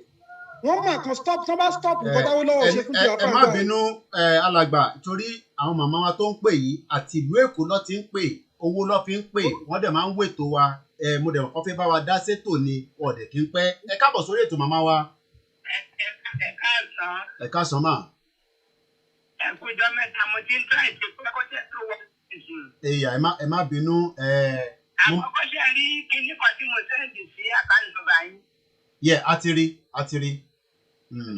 Ẹ ṣe gan ni mà. Bó bá ṣe ń lẹ̀ jẹ́ kí n máa gbọ́, mò ń wo program yín lọ́wọ́. Ìyẹn náà la ṣe gbé yín wọlé, ẹ bá wa fọhùn bí méjì. Ẹ̀yin máa mọ̀ nípa. Àmín. Gbogbo àwọn tó bá ní òní ṣe é ṣe, a máa ti wọ́n tàbí àtẹ̀gùn, a máa ti wọ́n ṣe lágbára Ọlọ́run. Àṣẹ Èdùmàrè. Odùduwà nation yóò máa ṣe é ṣe, ẹjọ́ ogun kan tó bá ní ìdí, ẹ mọ̀ pé obìnrin lèmi àgbàlagbà dẹ̀ ní mí, tọ́lọ́ kọ́kọ́ tí ń bá ní láti máa fi sọ́ọ̀tù. Màmá àpè yìí. Ẹ ṣe gan. Gbogbo prógráàmù yín bí Olúwa bá wa ṣe lágbára Ọlọ́run. Kó tó di pé ẹ máa lọ, ẹ bá wa dá sọ̀rọ̀ ọ̀rọ̀ nǹkan ìgbìn oko tá à ń sọ̀rọ̀ lé lórí. Ìgbésẹ̀ wo ni bàbá Awólọ́wọ̀ gbé nígbà yẹn? Kí lẹ́yìn lè bá wa sọ sí díẹ̀, nítorí pé màmá wa lẹ jẹ́, ẹ̀yin mọ̀ ju àwa lọ. Ẹ kàn fún wa ní ọ̀rọ̀ bíi méjì mẹ́ta kó tó di pé a máa jẹ́ kẹ́ lọ. Ìgbésẹ̀ tí bàbá gbé náà ni pé àwọn ọ̀dọ́ náà máa jà fúnra wọn.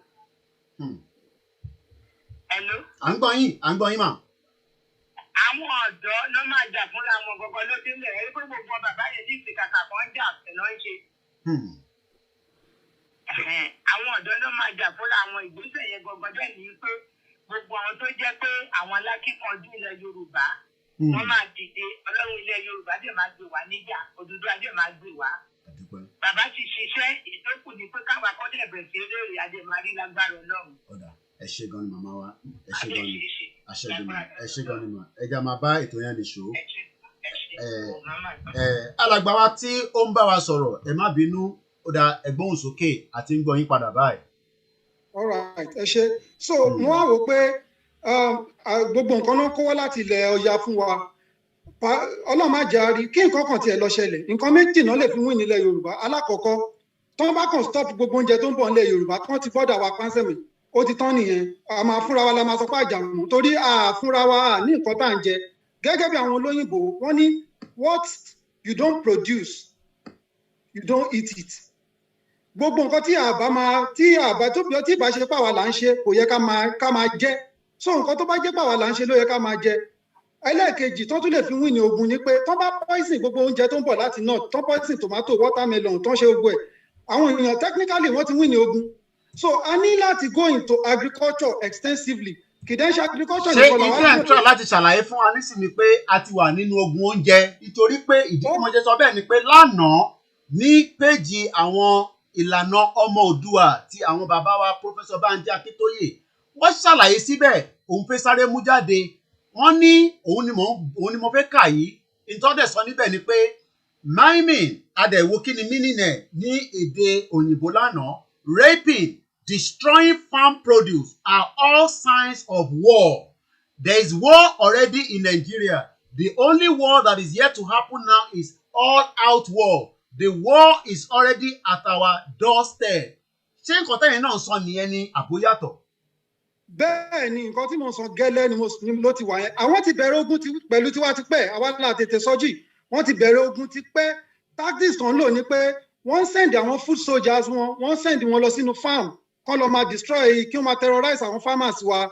So ìgbà tó bá mú àwa tá à ń sá kúrò nínú farm, àwọn á lè máa send gbogbo èrè oko wọn. Automatically wọ́n ti win wa agriculturally, wọ́n ti win wa nìyẹn. Lèmi náà wá dìde pé there is something we call agricultural revolution. A ní láti get back to them. A ní láti lùkù sínú ilé kákan máa sọ pé à ń wòran kákan máa fẹjọ́ sùn.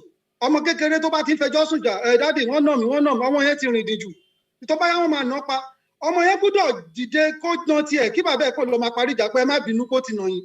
kì í ṣe pé kọ́mọkàn máa rìn dì àti ìran Yorùbá mi ò fi sọ pé ìran tiwa rìn dì torí èmi ò rìn dì bàbá Awólọ́wọ̀ rìn dì àdẹ̀bá ń lé pé àrìn dì bóyá àwọn kan tó lọ gbẹ̀gún jẹ àwọn ní ilé ayé wọn rí bẹ́ẹ̀ àwọn òde ní tẹ̀lé wọn nítorí àlá ṣe wò pé àtẹ̀lé àwọn bíbá a fẹ́ ṣe enough of ká máa fi mo fẹ́ dàbí bàbá Awólọ́wọ̀ ti ṣe tiwọn wọ́n ti lọ àwọn olóṣèlú ti lo orúkọ bàbá yìí wọ́n ti fi gbá wa tipẹ́ ẹ jẹ́ káwa náà jókòó káwa náà ṣe tiwa ní mo ṣe wá rò pé mo wá sọ fáwọn èèyàn wípé ókè ẹ jẹ́ ká ṣe nǹkan a wá wò pé ọ̀nà wo la lè gbà ṣe alákọ̀ọ́kọ́ ni pé a ní láti rẹ́gísítà orúkọ wa tí a pè ní ìràwọ̀ ọmọ Odùduwà investment limited so a ti gba pẹ̀lú ògo Ọlọ́run a ti ṣe certificate wa báyìí a ti ní certificate so we can now go into any business tá a fẹ́ ṣe bẹ̀rẹ̀ agriculture la kọ́ fẹ́ fi bẹ̀rẹ̀ so nípa eléyìí àwa ń wá kí gbogbo ọmọ Yorùbá dìde kán wá ran project lọ́wọ́ ní gbogbo ọ̀nà because àwọn kan tiẹ̀ pè mí torí aṣọ ṣe fídíò kan wá lọ sí ìlú kan tó ń pè ní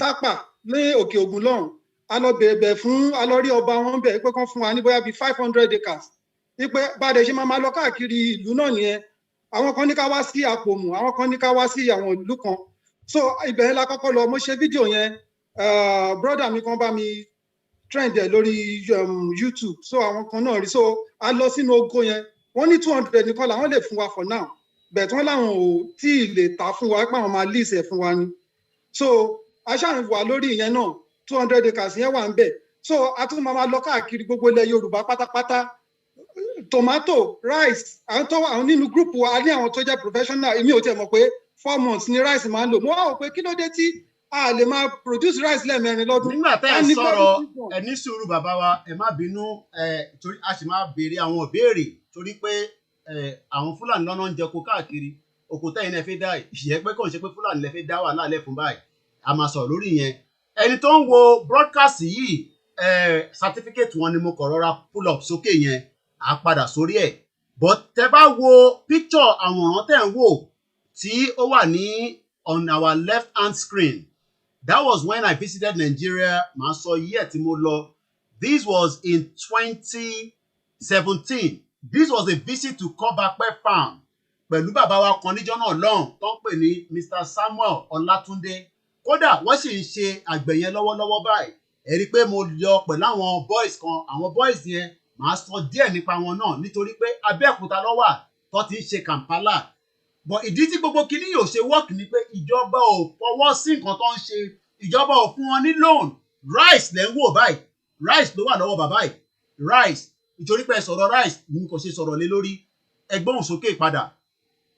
all right ẹ ṣé gan màá bẹ̀rẹ̀ látòrí ọ̀rọ̀ rice yẹn mo wá rí i pé 4 months ní period rice mo wá rò pé wow kí ló dé tí àwọn bàbá wa àwọn èèyàn ńláńlá nílùú tán lè fún wa nílẹ̀ ká máa ṣe kí ká sink bọ́ọ̀ síbẹ̀ ká jẹ́ kí irrigation system wà níbẹ̀ ká ní farm house kí gbogbo nǹkan wà bẹ̀ dẹ́ni nǹkan kan tá a wá class kan tá a fi sí ọ̀rọ̀ tá a fẹ́ ṣe ni pé ọmọ Yorùbá nìkan ni ó gbúdọ̀ ṣiṣẹ́ ń bẹ̀ ọmọ Yorùbá 100% Yorùbá tá a bá jẹun tá a bá yó bìkọ́ ìyàn wà nínú nílẹ̀ Yorùbá à lè parọ́ there is famine on the land ìyàn wà ebi ń pa àwọn èèyàn kò sí nǹkan kan ebi everybody tọrọ oúnjẹ kiri ń sìn ni èyí tí àwọn èèyàn máa fi máa tọrọ owó nílùú òyìnbó dáàdi mi mọ́mì mi ẹ sẹ́ndì owó sílé kí ló dé tí àkókò lè come together ká invest lórí one platform because ìkan tó máa jẹ́ ìyàtọ̀ ìràwọ̀ ọmọ Odùduwà investment àti Oòduà investment bàbá wa Awólọ́wọ̀ ní pé eléyìí máa jẹ́ total 100% private kò sọ̀rọ̀ pé ìjọba kan fẹ́ fi politics gbà lọ́wọ́ wa àbáwọn olóṣèlú kan fẹ́ hijack ẹ̀ ìyẹn ò lè wáyé ṣe mọ̀ pé ìgbà tí bàbá ti lọ inú kan ni bàbá fi ṣe Oòduà investment bẹ̀rẹ̀ táwọn tí bàbá gbélé lọ́wọ́ ìgbà tí bàbá lọ ó ṣe wá láàánú pé wọ́n jẹ́run ni because as my own research ní between 1985 to the 2019 17 investment ló wà nílẹ̀ but nísìn mi ò rò pé ju 7 lọ àbí 6 Wema Bank wa gan tó jẹ́ tí wọ́n sọ pé láyé àtijọ́ wọ́n pè ní agbọ́nmágbẹ́ a gbọ́ pé wọ́n ti tà lóòótọ́ àwọn ti ta shares ẹ̀ jáde kì í ṣe ilẹ̀ Yorùbá gangan gbogbo ogún ìdílé tiwa gbogbo ogún tí bàbá Awólọ́wọ̀ ṣe fún wa ẹ̀dẹ̀ ta ẹ bà gbogbo ẹ̀ jẹ́ so àwa wò pé táwọn bá jẹ́ arúgún àwa táwa ńlẹ̀ ń sìn a lè gbà kí gbogbo ẹ lọ mọ́ so kì í ṣe ogun kì í ṣọ̀tẹ̀ àwa ò ṣe nǹkan táwọn ṣe yẹn mọ́ àwa fẹ́ bẹ̀rẹ̀ nǹkan tiwa ni so ìdílé ìta fi sọ pé a fẹ́ bẹ̀rẹ̀ iṣẹ́ àgbẹ̀ ní òkúnkúndùn. Then nípa àwọn èèyàn máa fẹ́ bèrè nípa security mi mọ̀ bóyá kí n continue àbí kí n ní sùúrù. Ẹgbọ́n sókè àgbọ́n yín. Then security àti ní àwa náà ti ní èròǹgbà pé tá a bá bẹ̀rẹ̀ sí ṣe this is a very large something tí gbogbo ilẹ̀ Yorùbá a rí pé àwọn kan á fẹ́ wá láti fẹ́ máa ba oko jẹ́ bọ́n ṣe ń ṣe then kò ní lè wáyé o because nǹkan tá a fẹ́ ṣe a máa lo security tó lóyìnbó tí gbogbo ayé mọ̀ wípé okay security wa bẹ́ẹ̀ á dẹ̀ máa lo gbogbo security ti àwọn bàbá wa nítorí ẹ̀ la ṣe wá sórí program pé gbogbo ọmọ àwọn ẹ̀yin bàbá wa màmá wa at home and in the diaspora kán bá wa dá sí ní gbogbo ọ̀nà láti ràn wá lọ́wọ́ fún project yìí àwọn alágbára tó lè ràn wá fún security ti Yorùbá kán ràn wá lọ́wọ́ ẹni tó bá ní ilẹ̀ tó lè fún wa kán ràn wá lọ́wọ́ ẹni tó bá ní owó because we need to a ní láti ra ilẹ̀ a ní láti sanwó gbogbo nǹkan ẹni tó bá dẹ̀ tractor machine lóní àbí ploughing machine or any agricultural equipment kán ràn wá lọ́wọ́ fún gbogbo nǹkan so ìyẹn la ṣe ní pé a fẹ́ bẹ̀rẹ̀ this thing in full force ni a bẹ̀rẹ̀ pẹ̀lú anything nǹkan tó yìí máa diversify into transportation into telecommunication but agriculture ẹni tó bá jó téèyàn bá kọ́kọ́ yó ló ṣe máa sọ pé òun fẹ́ diversify nítorí ẹ̀ ni a ní ká ṣe wá sí ilé. lẹ́ẹ̀kan sí a kí gbogbo ẹ̀yin tí ẹ ti darapọ̀ mọ́ wa ohun lẹ ti ń gbọ́ màá fún àǹfààní sílẹ̀ tí ẹ máa pè láti béèrè ìbéèrè but ètè mi wá fẹ́ béèrè nísìn ni pé Yorùbá nation làwa ń wá lọ báyìí o sínú Nàìjíríà èyí tí mo wá fẹ́ mọ̀ ni pé bí nǹkan ṣe ń lọ nísìn kí ló guarantee intanet fẹ́ ṣe nísìn nítorí pé a mọ̀ pé Nàìjíríà ṣì ń operate lóòótọ́ ká tó kúrò nínú Nàìjíríà àmọ́ kí ni assurance pé intanet fẹ́ ṣe yìí àwọn kan náà ti ń ṣe tẹ́lẹ̀ oko oríṣiríṣi ni mo ti lọ gbogbo tẹ́ ń wò yìí nísìn gbogbo picture tẹ́ ń wò àwòrán tẹ́ ń wò yẹn àwọn farm different farm settlement tí mo ti dé as far back as 2017 and I've seen so many challenges níbẹ̀ I understand pé those challenges ìdí tá a ṣe ń sọ pé tá a bá kúrò nínú Nàìjíríà number one gbogbo Yorùbá nation yẹn àwa la máa fẹ́ gba ilẹ̀ wa padà nítorí pé ilẹ̀ míì nísìn ó ti wà lọ́wọ́ àwọn ẹlòmíì báyìí China ti gbalẹ̀ lọ́wọ́ wa bá a ṣe ń sọ lọ́wọ́lọ́wọ́ báyìí àwọn Pakistan àwọn èèyàn oríṣiríṣi nǹkan Indian oríṣiríṣi ìlú but ọmọ káàárọ̀ òjìrí ní ilẹ̀ yìí lóòótọ́ lẹ ṣe fẹ́ gbé ìgbésẹ̀ tí ẹ fẹ́ gbé but n tí mo fẹ́ mọ̀ ni pé kí ni assurance pé n tẹ́ fẹ́ bẹ̀rẹ̀ yìí process yẹn á bá bẹ ṣe ń rò lọ́kàn lọ.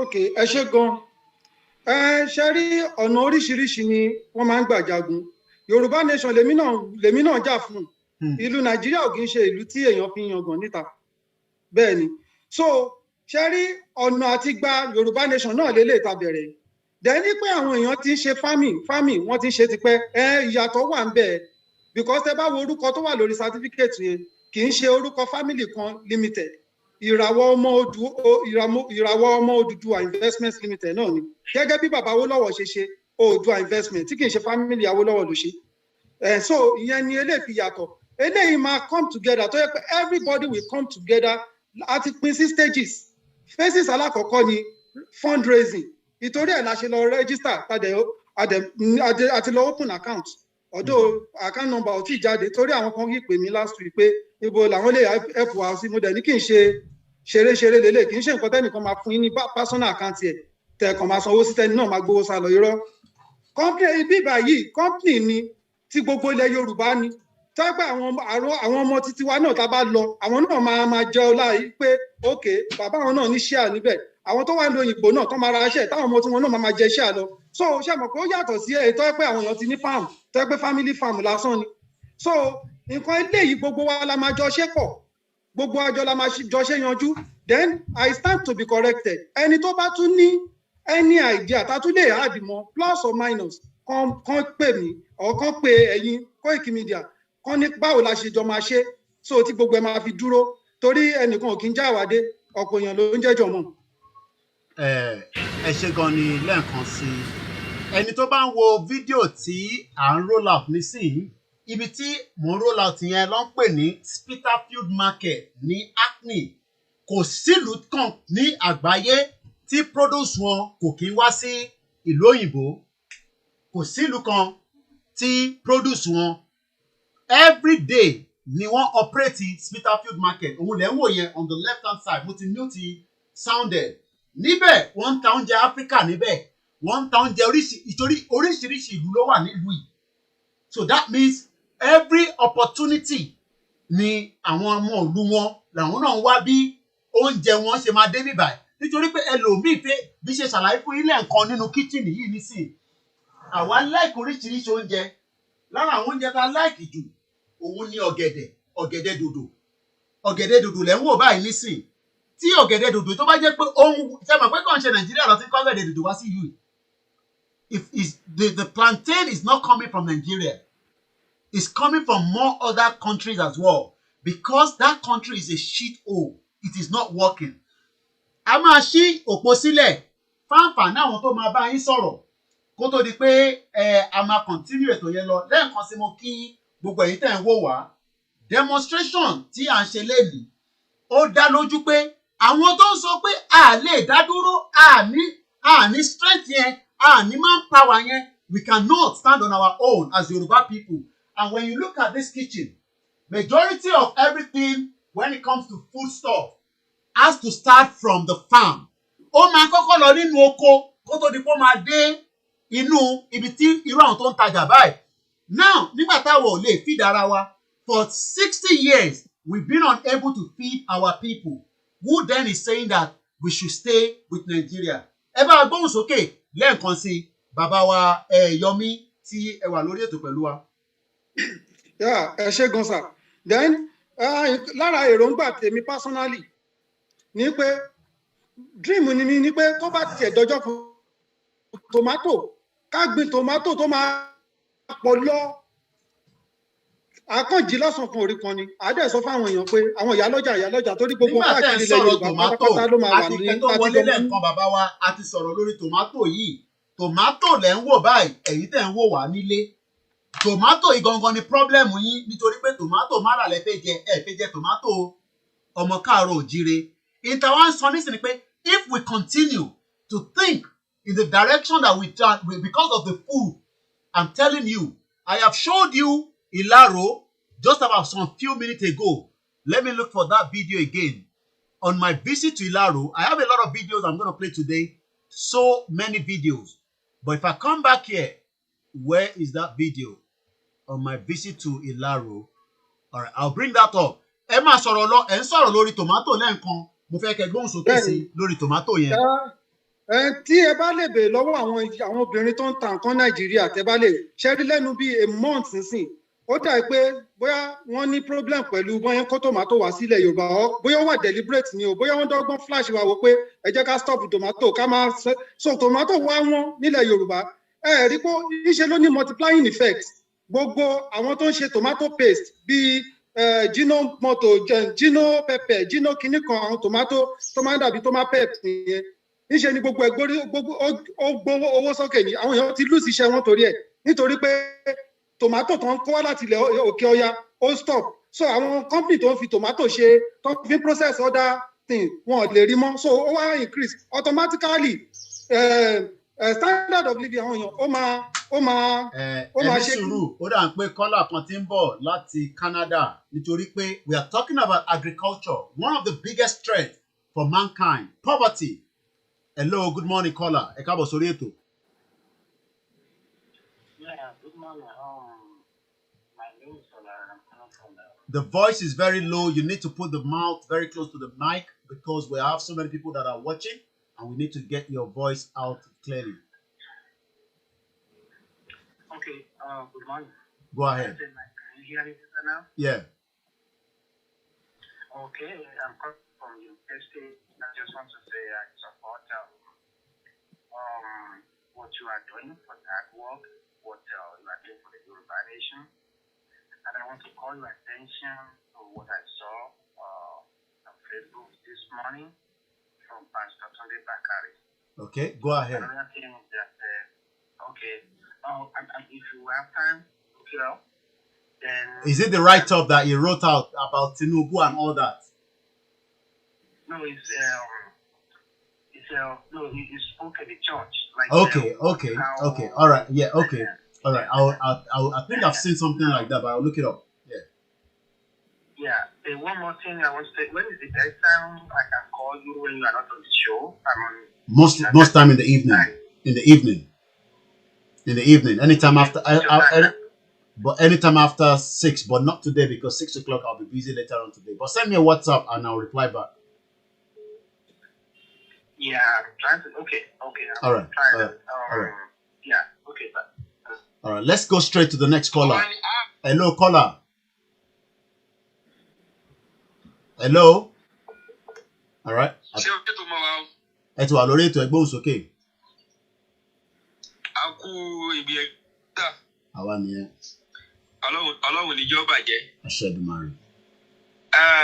Lórí ọkùnrin tí dádì wa tí wọ́n ń sọ̀rọ̀ nípa ètò nǹkan oúnjẹ ọ̀gbìn kankan yìí ni mo fẹ́ contribute sí. Wọ́n gbọ́ yín.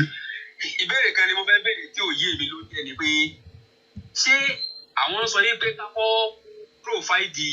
proceed oúnjẹ tá a jẹ before ká tó jà ogun ni àbí kí ni wọ́n sọ ń parẹ́ gẹ́gẹ́ because tó bá jẹ́ pé bẹ́ẹ̀ ni èmi ò wòye pé eléyẹn fẹ́ ìdí o because tá a bá ní pé a sọ yín pé wọ́n pè é sí oúnjẹ fún wa àbí wọn ò ní gbé oúnjẹ wọlé fún wa ọ̀rọ̀ kọ́ nìyẹn lọ́dọ̀ tèmi kákọ́ jà ogun yẹn náà because nígbà tá a bá sọ pé ogun bá dé sí ṣé ilẹ̀ Yorùbá nìkan ló gbóòdì ṣẹlẹ̀ àjà ogun délé Haúsá yóò dé everywhere ta ló fẹ́ rójú láyé pé òun fẹ́ pọ́ sí oúnjẹ fẹ́ nìkan so ẹ̀kejì lélẹ́yìn sí bọ́dà tí wọ́n pé wọ́n wà mẹ́ security wà mẹ́ ṣé n kò gun bá ṣe security òní wà níbọ̀.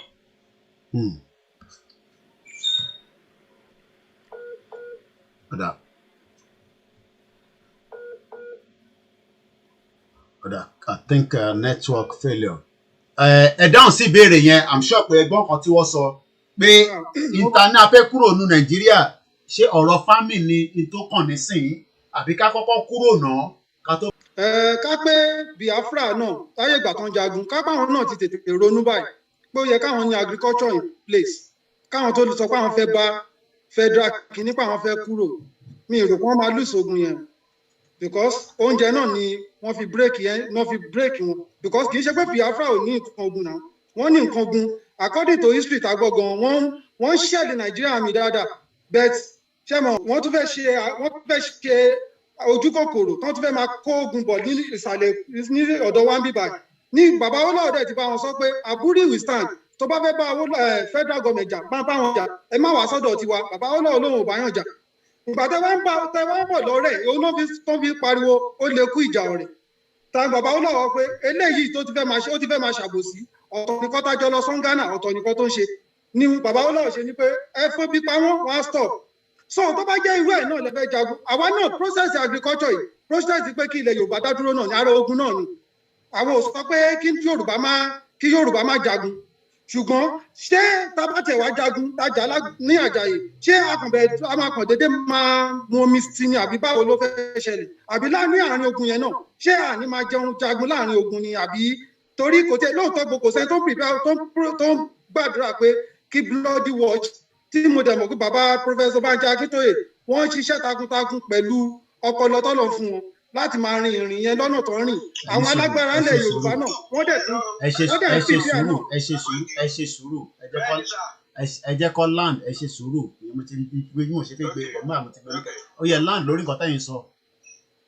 so èmi ò ẹgbẹ́ agriculture kò sí ìlú tí ò ní even kan láti gbà tán lọ́run ti dá bàbá wa Adam ni wọ́n ti bẹ̀rẹ̀ agriculture so ìlú kan ò kàn lè sọ pé òun fẹ́ lọ jagun agriculture máa lọ in place èmi ò wá ní pé kí wọ́n stop kan gbogbo ẹ máa lọ parí pàṣù ni ẹ dárúkọ mo ti sọ ní kagbé àyẹ̀tẹ̀ ká máa ṣe sílé oko wa ṣẹgẹ́ ìpínlẹ̀ Yorùbá. ẹ jẹ́ àgbọ́ àwọn tó ń pè ẹgbẹ́ òsókè ẹni tó wà lórí fóònù tó wà lórí ìlà. hello sir ẹ káàsán sir Mr. Koiki. à ń gbọ́ yín. ẹ ránṣẹ́ kó ètò ọlọ́run bá tó yàtọ̀ ọ̀rọ̀ tí ń ṣe o. àṣẹ Èdùmàrè. ẹ rí ẹ mú wá sí orí ètò lénìí ṣùgbọ́n contribution tèmi lórí ní tí a fẹ́ sọ yìí ní tí mo fẹ́ dá sí ni pé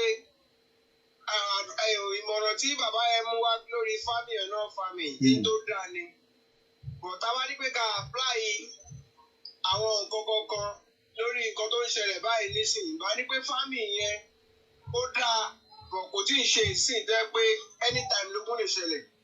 Ìyẹn àkọ́kọ́.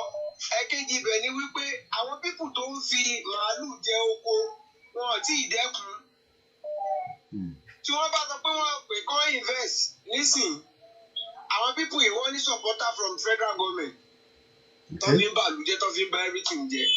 Tí yàn bá náà kan bí i 100 million sórí nǹkan epo tó kó ẹran lọ jẹ́ tó tún bẹ̀rẹ̀ sí ní yọ̀bọ̀n sáwọn tó wà ní díẹ̀ kí nìyẹn fẹ́ ṣe. Ìyẹn àkọ́ ẹ̀kejì èmi ò pé preparation tó yẹ ká máa plan báyìí nísìnyí ni pé ajá ara wọn tó jẹ́. Ẹni sùúrù ẹ̀kọ́ tó di pé àwọn máa dá ẹni sùúrù èèyàn kan dá yín lóhùn lórí bíbá pé yes, farming must continue because war cannot be won on empty stomach. Kí lẹ máa sọ sí yẹn? Ẹ̀sà ẹ̀rí ìdé mi fẹ́ try láti advance mo fẹ́ ṣe lórí nǹkan tí ẹ sọ sí ni pé ó easy fún wa láti kó oúnjẹ pamọ́ sílé. Ìyẹn àwọn oúnjẹ tó wà nílẹ̀ báyìí nísìnyí pé òkè o tá a mọ̀ pé anytime tí tógun bá ṣẹlẹ̀ ẹni mélòó ló máa lè lọ fáàmù lọ mú kan. Ẹni mélòó ló máa lè lọ fáàmù lọ máa nígbà pé àwọn pípù yìí wọ́n ń sá pamọ́ sínú oko ṣeré káàkiri. Ẹni mélòó ló máa ráyè lọ wá aṣọ. Ẹ jẹ́ kó dá yín lóhùn torí àsìkò àtúgbé kọ́là mi wọlé ẹgbọ́n sókè bàbá wa tàbí ìyàwó tó bá wà lórí ìlà Hello ma ẹgbọ́n sókè. Bàbá mi ẹ káàtó. Ẹ jọ mo ní interest lórí máa ń tẹ̀gbẹ́ wa lẹ́nu torí èmi àtọkọ mi Ìjẹ̀bú èmi wa o. Ọmọ ìtọ́wá èmi wa. Èmi àtọkọ mi a ní interest lórí farming. A lè ti bẹ̀rẹ̀ ibu wọn ti ń gbin iṣu lọ. So èyí tẹ̀ ti bẹ̀rẹ̀ wọ́n ti ń gbin iṣu. Ẹjẹ́ sọ fáwọn tó wà ní ṣe rí iṣu tó dárúkọ yẹn màá béèrè tó tatara iṣu yìí nísìn ṣe rí iṣu tẹ̀ ń wò yìí nísìn tó bá yẹ pé Nàìjíríà ń ṣiṣẹ́ ni ó jẹ́ kí iṣu máa dé bíbá ní lóòrèkóòrè láti ìlú yẹn àmọ́ torí pé kò ṣiṣẹ́ big baffoon wọ́n fọwọ́n ní is the most popular station most popular country in the irọ́ ni màá béèrè tó ra iṣu yìí nísìn ẹ máa sọ̀rọ̀ lọ màmá wa.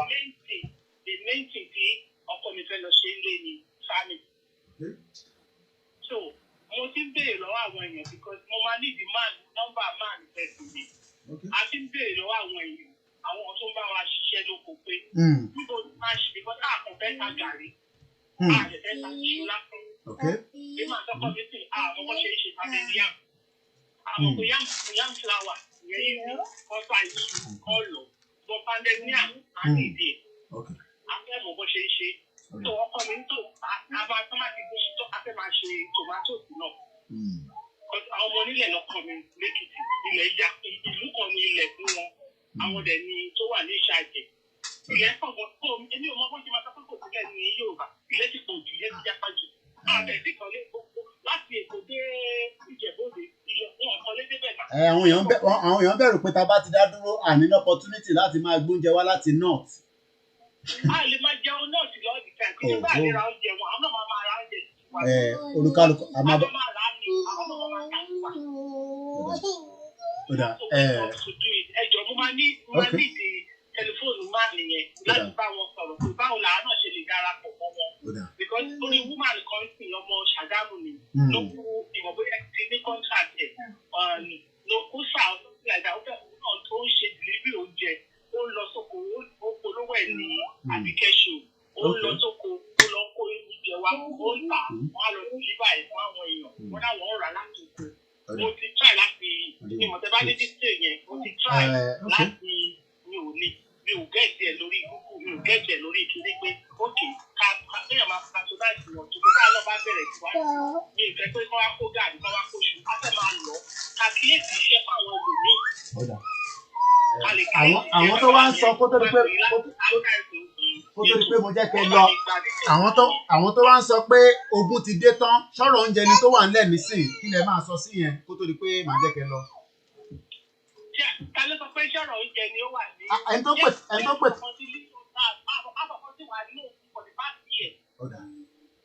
Àwọn kan ló ń jẹjẹ àwọn kan ló ń jẹjẹ olówó nìkan ló ń jẹjẹ.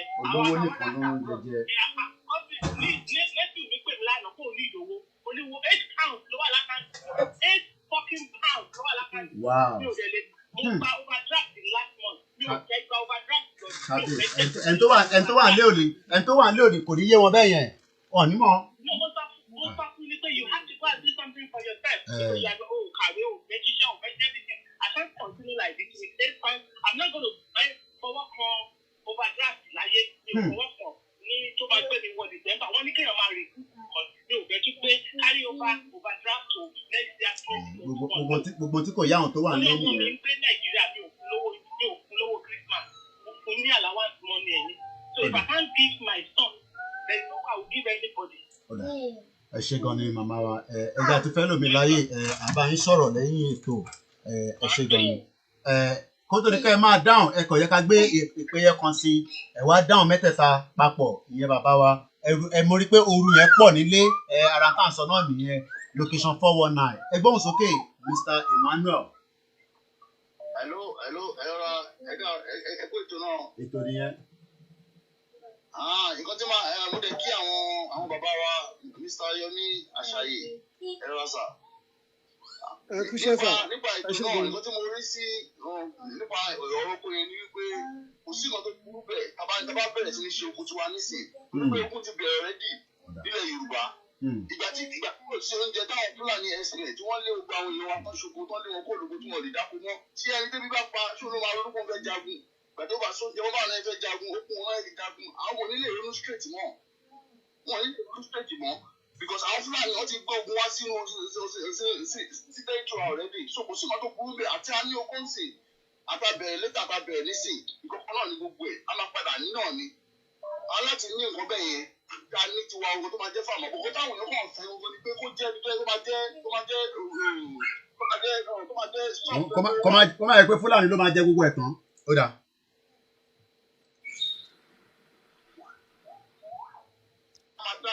Ọ̀dà ẹ jẹ́ kó dá yín lóhùn ká máa bẹ́tò yẹn lọ ẹ ṣe láǹfààní àti tó pè wọlé ẹ bá wa dáhùn sí àwọn ìbéèrè tó ti wọlé yẹn kí a lè máa bá ètò yẹn lọ lẹ́ẹ̀kan sí ìta ń sọ lẹ́nu ni pé wọ́n ní Yorùbá ò ní nǹkan tó lè fi dá dúró wọ́n ní àní nǹkan kan tá lè fi dá dúró ẹ bá wa dá sí padà bàbá wa Yomi Asaye.